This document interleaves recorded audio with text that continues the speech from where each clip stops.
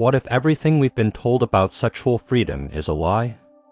What if the more we chase pleasure, the further we drift from meaning? In today's world, sex is everywhere celebrated, marketed, performed, but behind the confidence and freedom, many feel emptier than ever.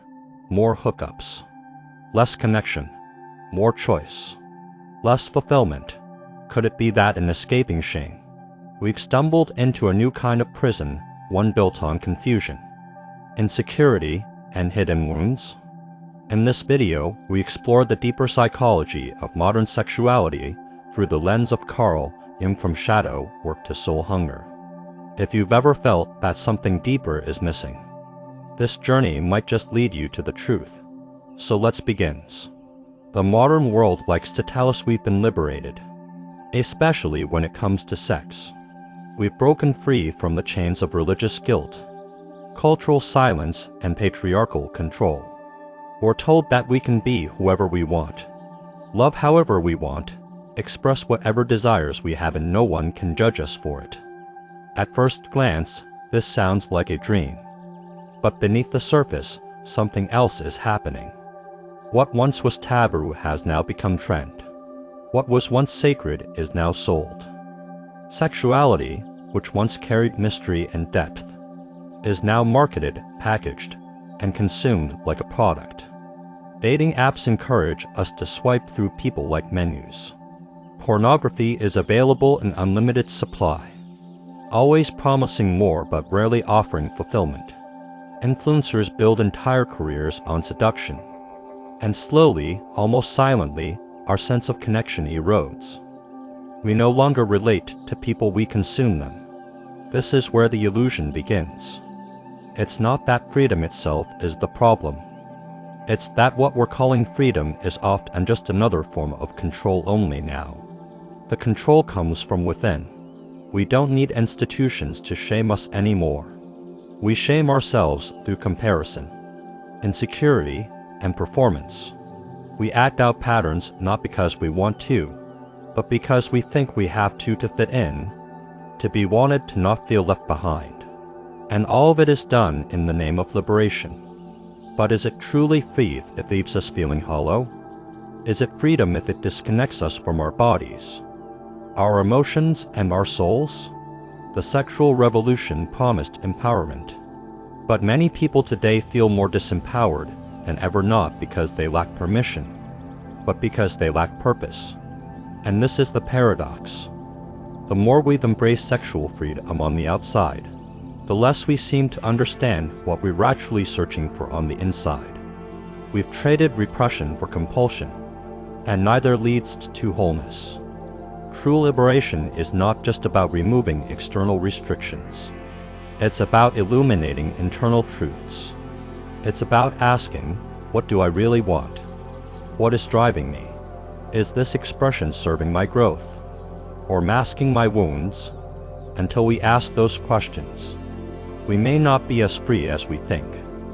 Carl Jung, a pioneer in depth psychology, believed that the human psyche is made up of several parts, some of which we embrace and others we try to reject. One of the most profound ideas he introduced is the concept of the shadow. The shadow is everything we deny about ourselves, our darker impulses, hidden wounds, forbidden desires, and unresolved fears. These are the parts we push down, pretend not to have, or feel ashamed of. But just because we deny them doesn't mean they disappear. They live inside us, influencing our behavior from behind the scenes. Nowhere is this more true than in our relationship with sex. For many, sexual behavior becomes a way to project or avoid the shadow, rather than being a conscious, joyful expression of intimacy. Sex becomes a stage for unconscious drama. We use it to chase worth, to hide from pain, to feel power, or to feel desired when we don't feel lovable. The shadow takes over, and we often don't realize it. Jung once said, until you make the unconscious conscious, it will direct your life and you'll call it fate. What he meant is this: if we don't understand our own motivations, they end up controlling us, and we repeat the same painful patterns. thinking they're just the way things are. In modern sexuality, many of us are acting out scripts written by our shadow. We pursue casual sex not because it fulfills us, but because it numbs us. We seek validation through our desirability, not knowing we're trying to heal an old wound of rejection. We crave intensity not because it brings joy, but because it distracts us from emptiness. Sex becomes compulsive, not creative. It becomes a mask, not a mirror. Jung believed that true freedom begins with inner confrontation. To meet the shadow is to acknowledge the parts of ourselves we've neglected. It's to look at our wounds, our fears, and our unmet needs not with judgment, but with curiosity. Only then can we integrate those parts into a fuller, more authentic self. Only then can sex become something more than escape. It becomes expression, not of our persona, but of our whole being. This part of the journey is not easy. It requires courage to look inward and ask, what am I avoiding? Why do I feel the way I do after sex? What patterns keep showing up in my relationships? These aren't surface-level questions. They take time, they take honesty, but the reward is profound sexuality rooted in self-knowledge, not self-deception. And that is the kind of intimacy that heals. In our modern world, hookup culture is celebrated as a symbol of freedom and open-mindedness. But beneath the surface of this casual lifestyle lies something much deeper and much more vulnerable. At its core, hookup culture isn't just about physical desire. It's often a reaction to emotional fear. The fear of commitment, the fear of vulnerability, the fear of being truly known. In a time where we're constantly connected digitally, real emotional intimacy has become rare, and even scary. So we settle for moments that are physically close but emotionally distant. People today are navigating love and connection in a culture that values speed over depth, convenience over understanding. Hookups become a way to avoid the messy, uncertain parts of real relationships. They allow us to feel desired for a moment without having to risk being truly seen. And while there's nothing inherently wrong with casual sex, many people engage in it not because it nourishes them, but because it's what's available, because it's what everyone else is doing, because it feels easier than facing rejection or dealing with their own emotional needs. But what happens afterward? Often, there's a lingering emptiness, a quiet sense that something is missing. An internal voice asking, is this all there is? That voice is important. It's not shame, it's awareness. It's the part of us that still longs for something more meaningful, something more grounding. Hookup culture promises freedom, but it often delivers fragmentation. It separates our bodies from our emotions. It encourages pleasure without presence. It teaches us to chase the next high instead of sit with our current truth. And so many people are left feeling emotionally hungry not for sex, but for touch that means something, for words that matter, for silence that feels safe. In a world obsessed with quantity, we're starving for quality, and unless we pause to listen to that hunger, we risk mistaking the next hookup for healing when in truth, we're just repeating a cycle of avoidance. This isn't about moralizing or shaming. It's about paying attention to your own heart, to your own patterns, to the feeling that arises in the quiet moments after the noise fades. Hookup culture might give temporary relief, but it rarely offers lasting fulfillment. And deep down, we all know we are made for more than just touch. We are made for connection. Carl Jung introduced the idea of the persona, the mask we wear to meet the expectations of society. It helps us function in the world, navigate social roles, and be accepted. But when we begin to confuse the persona with who we truly are, problems arise. In the realm of sexuality, the persona can become a seductive but dangerous illusion. Many people today have a carefully constructed sexual self, one that's bold, confident, alluring, and always in control. This identity is often traded for others shaped by what gets attention, what's attractive, and what keeps us from feeling alone. On dating apps, on Instagram, in real life we're performing. We put forward our most desirable image, hoping it will bring us love, affirmation, or validation. But what's behind that performance? Often it's insecurity, a fear that if we stop performing, we won't be chosen, that if we show who we truly are, awkward, afraid, uncertain, we'll be rejected. And so we hide. We become our persona, forgetting that it's just a role. We trade authenticity for admiration. But admiration is not intimacy, and a connection built on performance will always feel hollow. When sex becomes about maintaining the persona, proving your worth, playing a role, achieving a certain image, it loses its grounding. It becomes a transaction, not a transformation. It might offer attention, but it rarely offers peace. Because deep down, we all crave to be loved for who we are, not for how well we play a part. Real intimacy begins when the mask comes off, when you allow yourself to be seen not just in your strength, but in your softness, not just in your confidence, but in your questions. That's terrifying. But it's also the doorway to genuine connection, because when someone sees you, truly sees you, and still chooses you, that is love, not performance, not persona, but presence, and that is where healing begins. Even in our so-called sexually liberated world, shame hasn't vanished, it's just changed form. It hides beneath the surface, woven into our comparisons, our fears, and our silences. We might live in an era that celebrates sexual openness, but deep down, many still carry wounds. Some feel ashamed for wanting too much. Others feel broken for wanting too little. Some carry shame for things they've done, while others carry it for things done to them. And most of this shame is carried in silence, behind closed doors, behind curated profiles, behind hollow smiles. Sex, for many people, isn't just a physical act. It becomes a mirror reflecting back everything we believe about ourselves. Am I lovable? Am I enough? Am I wanted only for my body, or for who I am? And when those questions go unanswered, or worse, when they're answered with pain, shame takes root.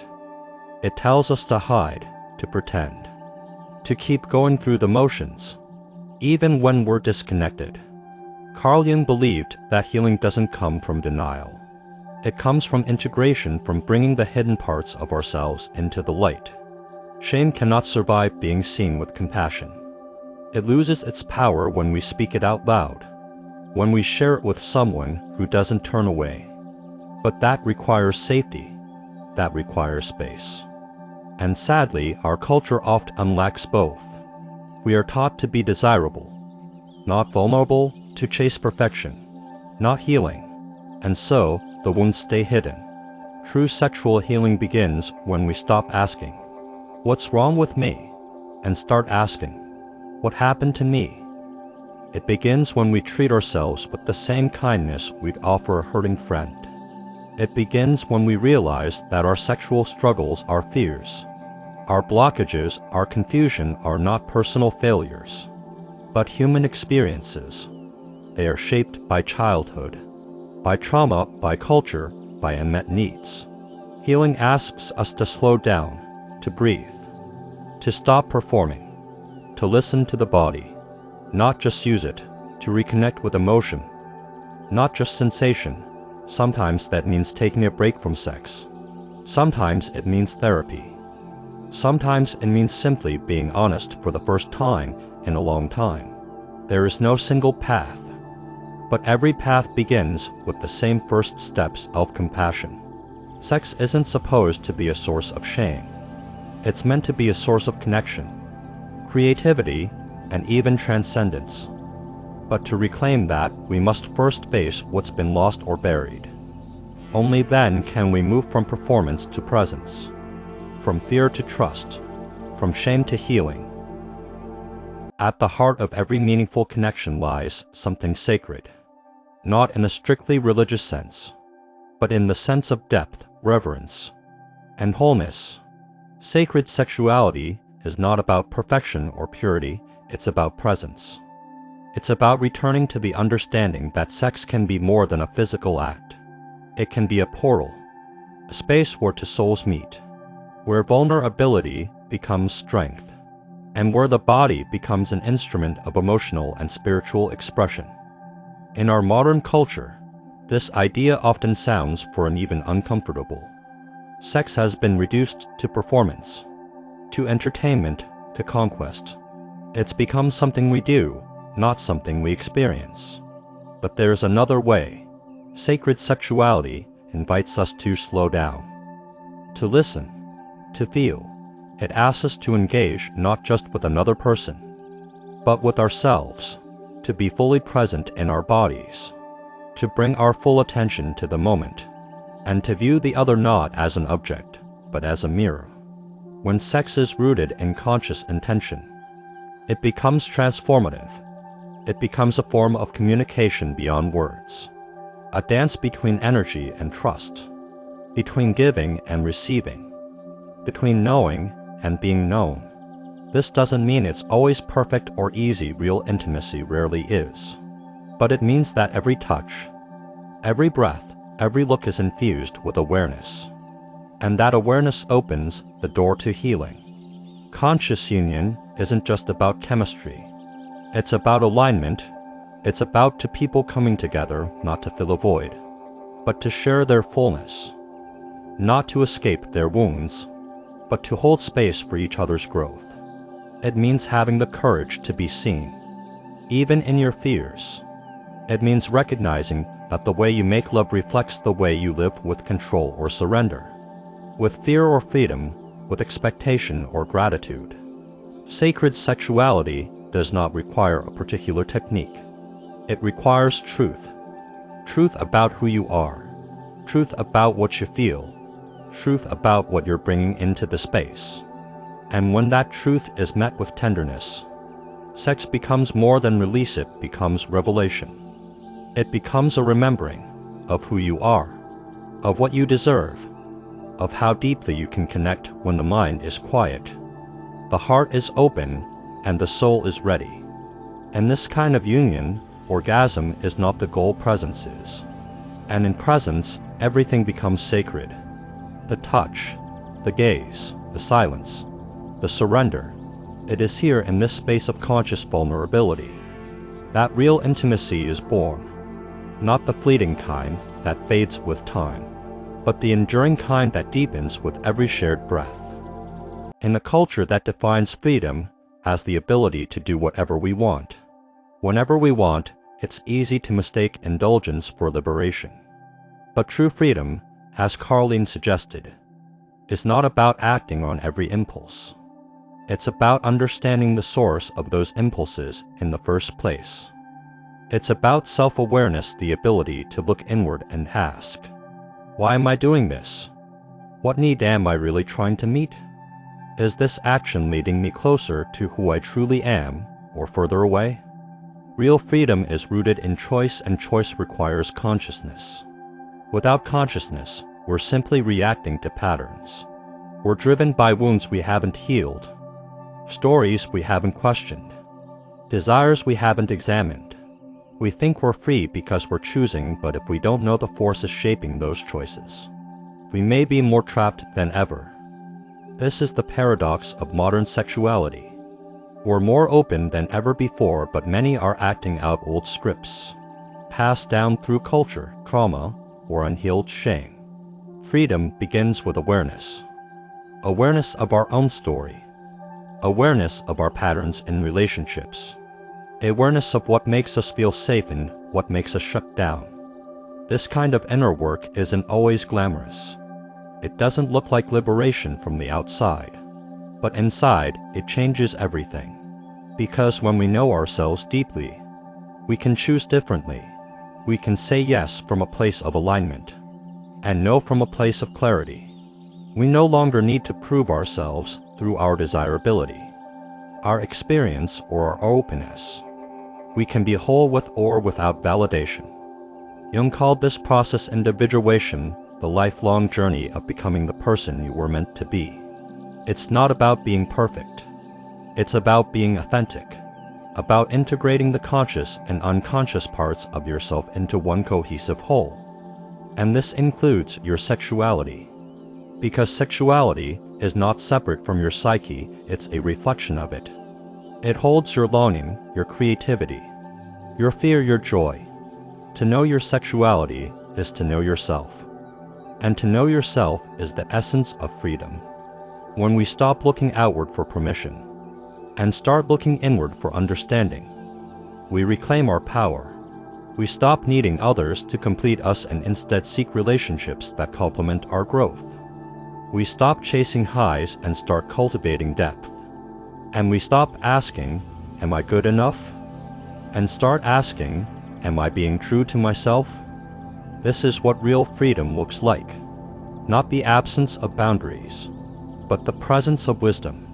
Not unlimited choice, but intentional choice. Not escapism, but embodiment. And when we live from this place, every area of life, including sex, becomes more grounded, more meaningful, more alive. We become the authors of our own story, not characters in someone else's. We began this journey with a question in an age of sexual liberation. Why do so many feel more disconnected, more empty, and more confused than ever?